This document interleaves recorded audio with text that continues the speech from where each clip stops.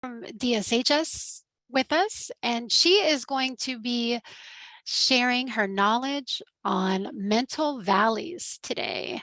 So, without further ado, Jennifer, take it away.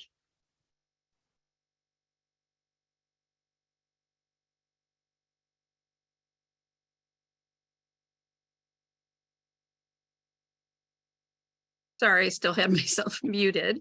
Hi, good morning, everybody. And I want to do my tech check and make sure I'm actually displaying my slides okay. Oh, yeah, we can see it. Okay, great. Well, thanks for inviting me to talk about a favorite topic of mine.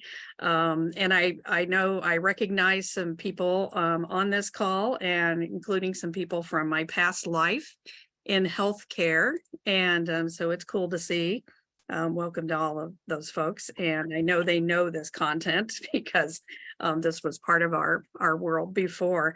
So we're just going to spend a little time thinking about mental models or mental valleys, and then we're going to have a little bit of time to practice, for you to practice on a topic that you think you need some creative thinking about. So go ahead and start pondering what that topic might be. It can be work, it can be personal, and you can decide to share in the chat about it or not share in the chat about it as we move along. So just to kind of give you a preview of where we're heading. So the first thing is just to get us grounded in a few definitions before we dive into mental valleys. One, of course, if you Google, you're going to get pages and pages and pages about creativity and innovation, and all kinds of definitions. They should have some common factors in them. I like this one because it's pretty straightforward, and it has some of the important things that we're going to talk about in terms of transcending traditional ideas and rules, patterns, relationships, and that's going to go to the heart of this topic about mental valleys. And what we are looking for are meaningful new ideas that take us away from those usual patterns. And you will also find multiple definitions about innovation out there in the world. I like this one because it seems pretty straightforward and pretty practical, doing things differently and doing different things to create step-level change in performance, right?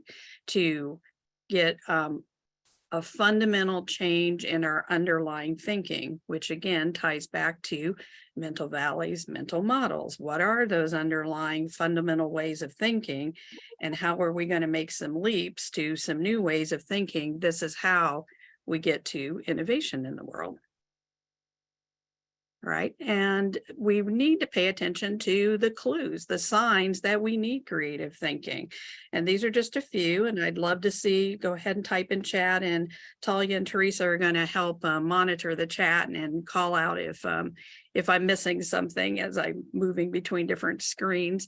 If you have something else that's always a clue to you, like, oh, we're getting stuck or we're missing an opportunity, how do you know to stop before you dive into something, or stop if you're already in the middle of something and it's just not achieving what you need it to achieve? What are those clues? What does that look like?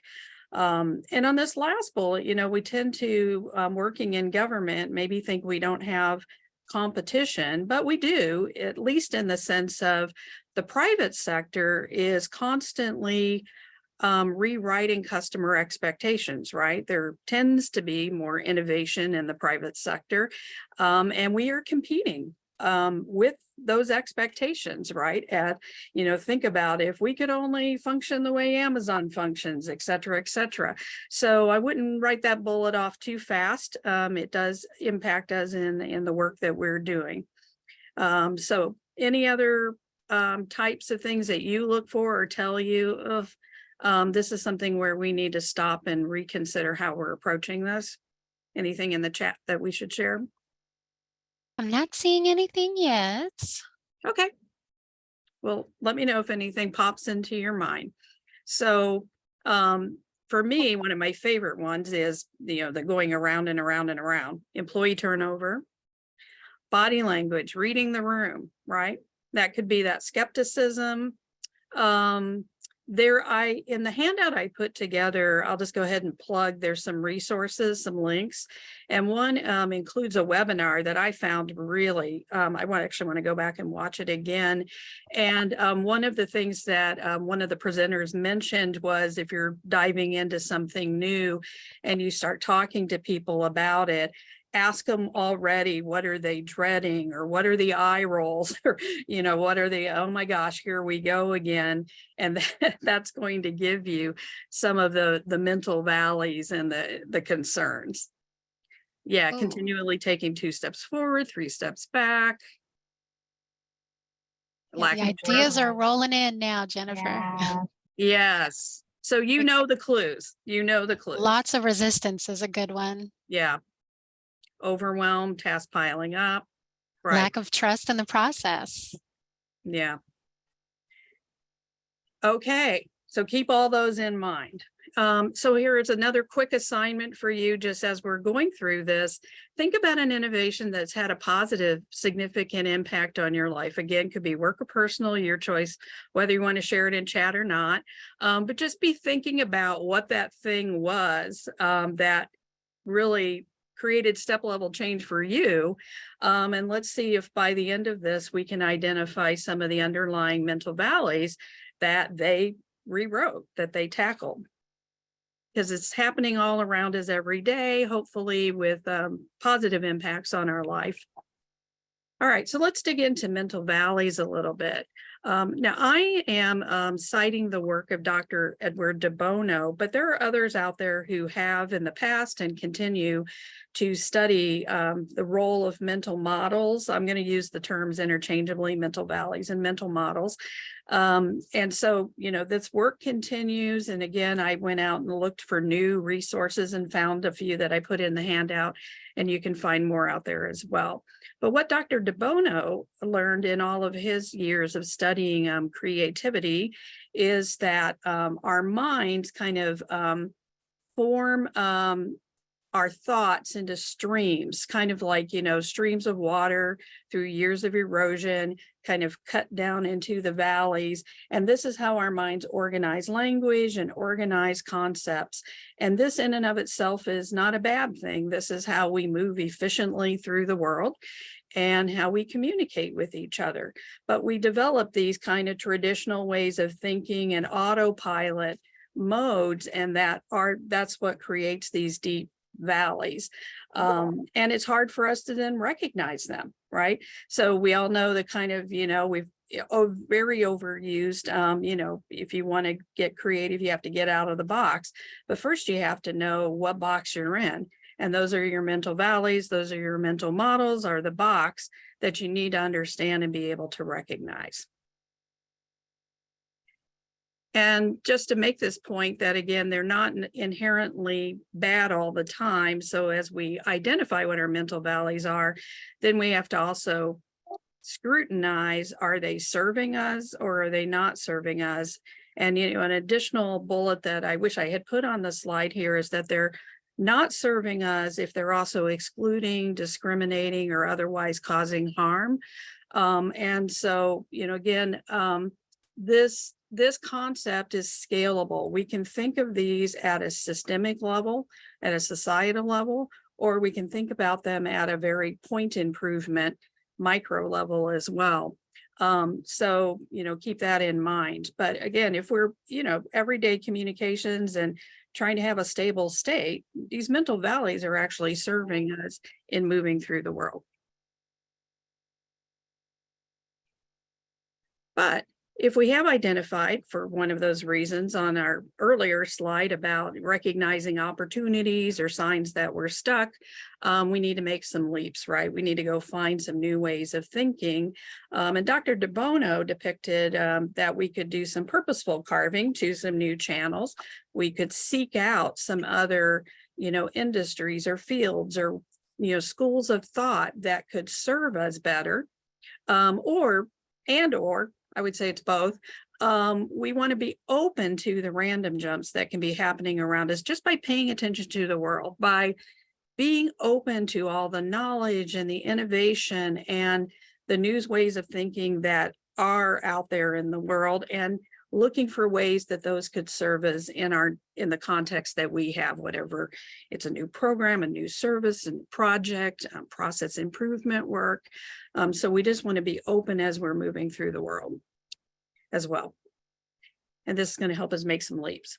So let's do a quick exercise. When I say the word library, you've already formed mental valleys about libraries based on your experience, your exposure, your life, experiences with libraries. So go ahead and type in chat. What are our autopilot ways of thinking about libraries? Now, mine may look a little different than yours, right? Just based, again, on what our exposure has been. But, what is a library? If you had to explain it to somebody who had zero context, to zero experience, right? So I'm seeing all kinds of things come into the chat. Yeah, and it can go from, again, the macro to the micro, right? You must have a library card. It is a building. It has books. It has media. It's staffed by librarians.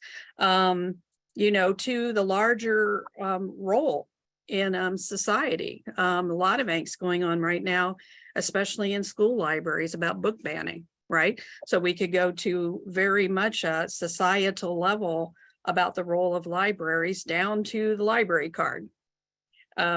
Anyway, so I'm seeing lots of great, yeah. So this would be our first step, is just to identify what are kind of all the usual ways of thinking, traditional approaches about libraries. What are the patterns? What are the relationships?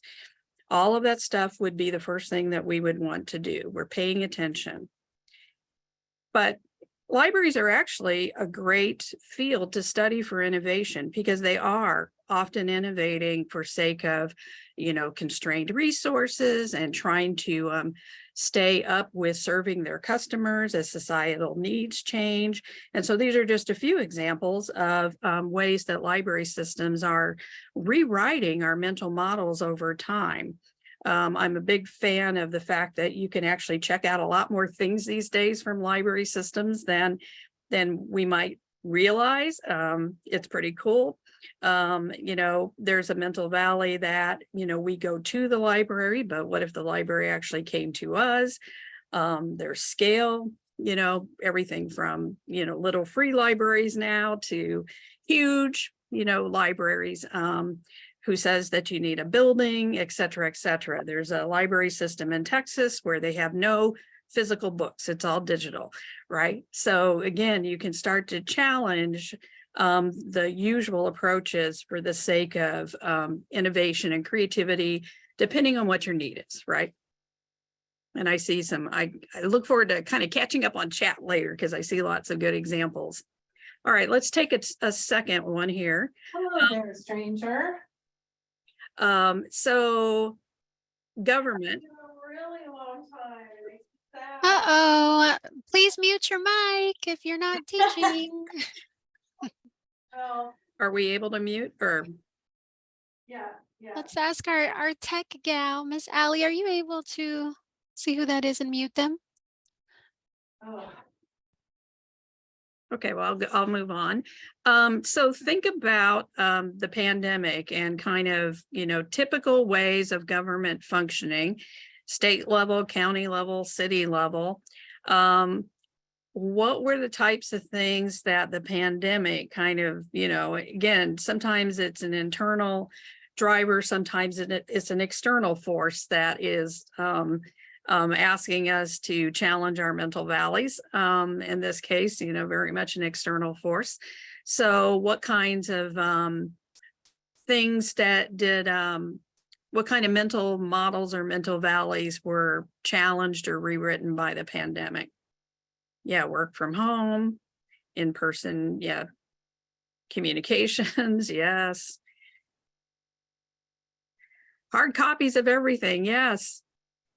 If you're working remotely, how often are you printing these days? The whole we must print everything, right? And again, with this, we can definitely go to kind of macro to micro in terms of all of the mental valleys.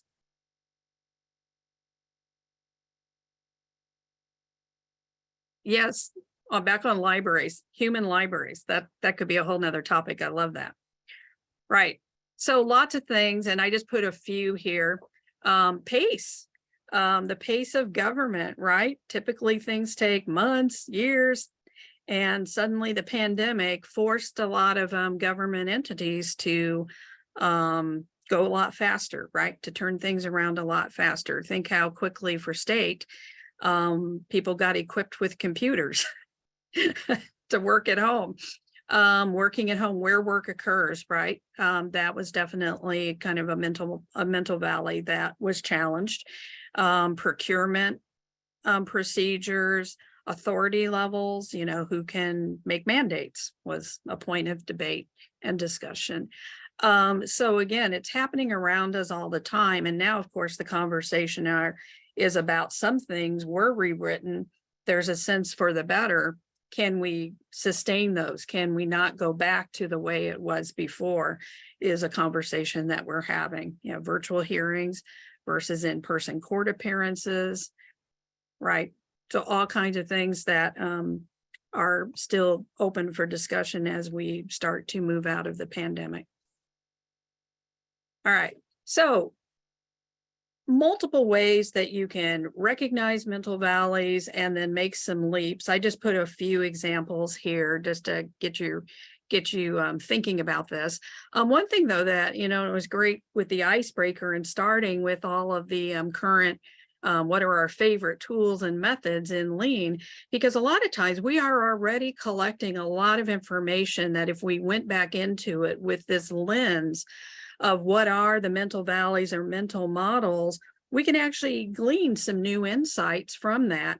And an example from healthcare that I know my former coworkers will probably remember is when our organization was embarking on creating a new cancer center, a new cancer institute, and many months of data being collected, looking at the needs from a variety of viewpoints. And I distinctly remember that one of the tools that really led to an aha moment was a spaghetti chart, a standard worksheet, where what they saw was how we had our patients, compromised cancer patients, traveling all over the facilities to get their care, right? You go here for your lab, you go here for your radiology, you go here for your chemotherapy. And it really was a moment of, gosh, what are we doing to our patients here, making them travel? And the mental valley was, of course, you travel to the services. And then the flip that came and became a central design point for the new cancer center was that the services will travel to the patient. The patient will come in and the services will travel to the patient. So there's an example of how from one tool in that case, they really started, and it might have been supplemented also with talking with patients and families, right? So again, pay attention to the data you're already collecting and what is it telling you about your underlying mental models and how those are serving you. Role play with somebody. Have somebody pretend they have zero experience. And I saw somebody was having fun with the 5 whys and how it could be 115 whys, and you could kind of cluster together 2, 3, and 4 here. But just be open to asking lots of questions and receiving lots of questions. One thing that I should have said just even at the beginning is that this step in your process is about stopping before you start, not leaping into your autopilot ways of thinking and being willing to spend a little time investigating from these different angles, asking all sorts of questions and teasing all of this out so you can then ask, is it going to serve us for the future or not? And so role playing, getting analytical, and I'll show you just a simple table you can use or something like this. Asking all kinds of questions from different vantage points. All of these things will help you identify your mental valleys. And as you're going through those discussions, you'll start to identify the leaps that you need to make. Go on field trips, and these days they can be physical or virtual, right? But go learn from other settings, other roles, other industries.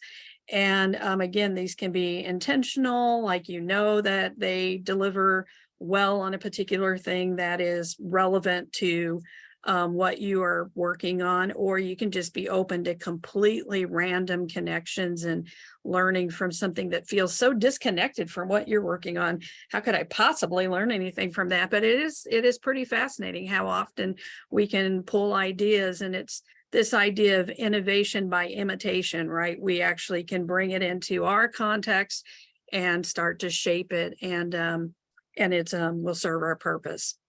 So these are just a few ideas. In a government example, so I gave a healthcare example. In government, think about how many times we're having our citizens apply for things. So like in my agency, applications for public benefits. And so the teams are really working, and I think I saw somebody here from CSD on our team. They are looking at how can we simplify those applications and challenging the mental valleys about what we need to gather from citizens up front. Now, a lot of times these things are connected to rules and regs and policies, right? I'm not suggesting it's an overnight fix. It tends to be something that has to be navigated, but it starts with a really challenging. We assume we need all this stuff now, do we? And do we need it at all? And looking at how we can simplify and make things much better experience for those who are depending on us for whatever services they're applying for.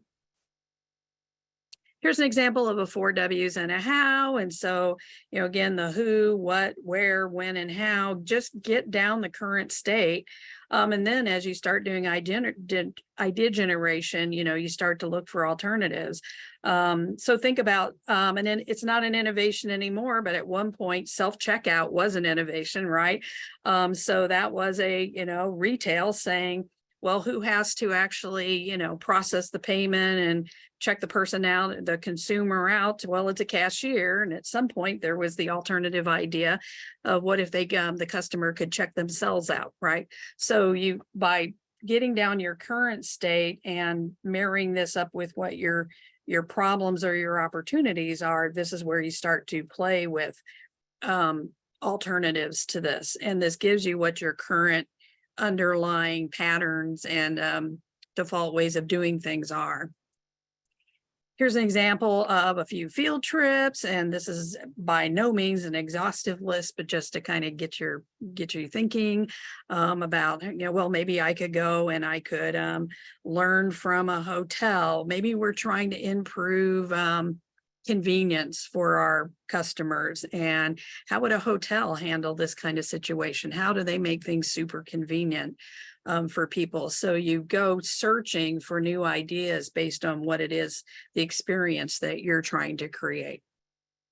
And just a few question examples, not actually 20 or would have been too small to read, but just to seed your thinking again about asking all kinds of different questions to really understand what your mental models are and how you can escape some of those.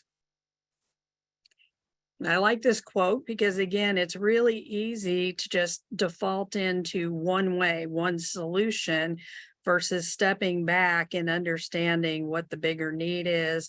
What's the job that our customers are trying to do, that we need to do, and what there could be multiple ways to approach this. And so I think this quote captures that. All right, so how about those innovations that we were thinking about at the beginning? Are you able to come up with at least one or two mental models that kind of got transformed because of that innovation? I don't know if anybody had an example in chat or wants to put an example in chat.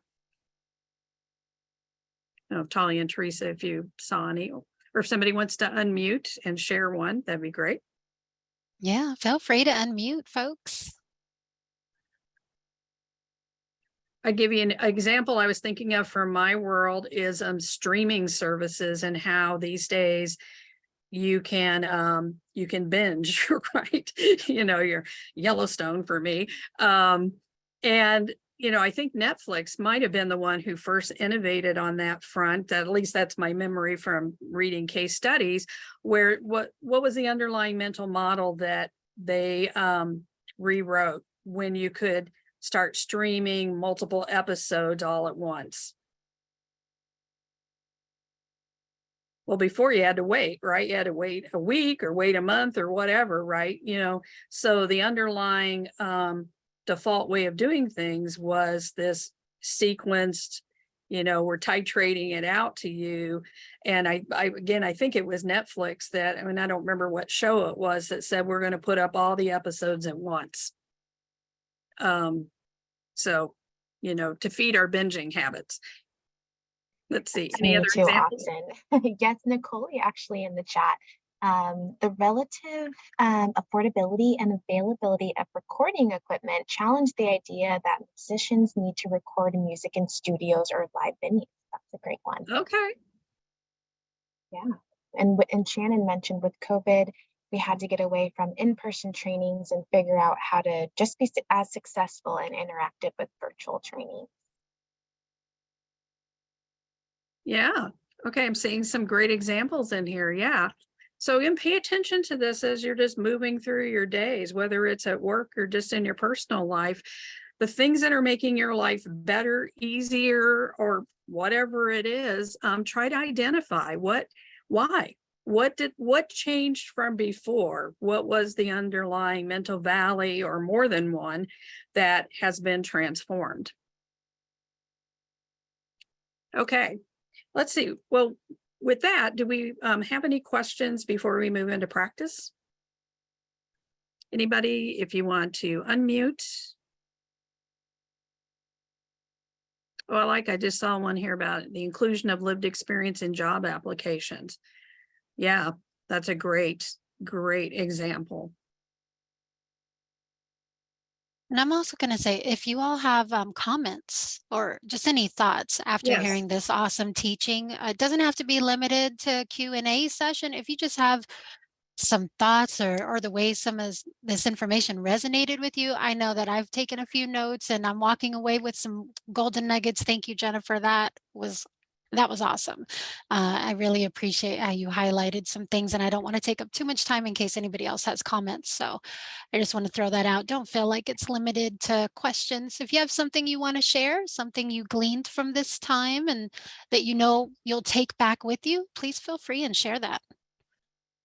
So something that we've been working on is been that idea of accessibility, especially after COVID, where we lost the ability to have certain accessibilities, even though we've added some more, is around those who are visually impaired and how do they interact with a computer screen for their meetings instead of having other cues to be able to work on or have accessibility in person. Also, this is true for people with hearing loss, that we've been really working toward, now that we know that the basis is different, how do we include as many people as possible in our conversations when we're having Zoom meetings?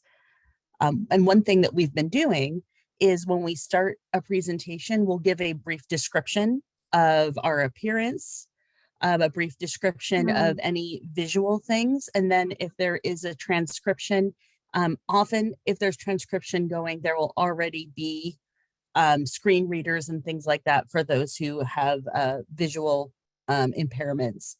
But having the transcription for those who have hearing impairments is also incredibly useful. And the recording for Teams will include the transcription automatically.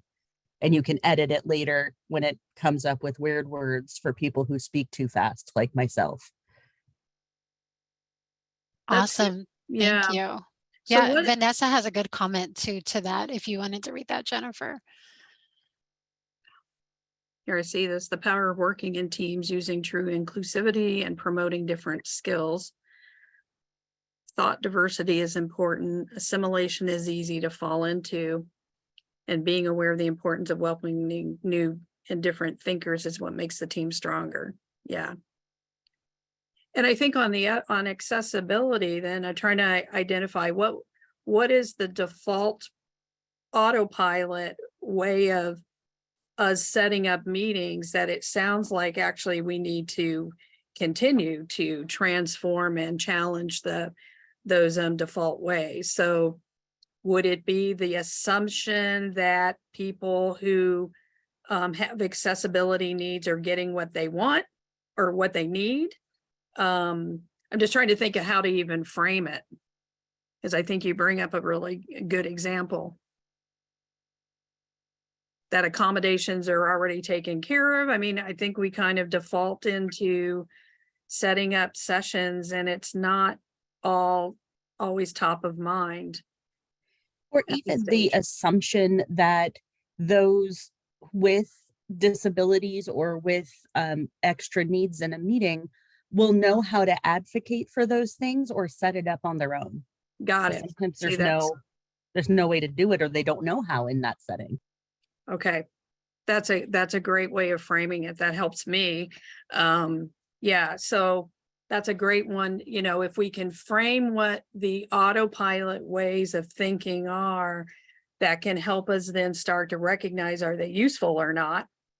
Are they serving our purpose? And if not, how are we going to move to a better way? Stacey Riley has an awesome comment in the chat. It says mental valleys can contribute to or reinforce existing power structures. Innovation also helps shake up power structures and can amplify voices not always heard. It's important to recognize some folks may be hesitant to innovate because of power dynamics, and that hesitancy can be conscious or subconscious. Yes. Yeah, totally agree. Yeah.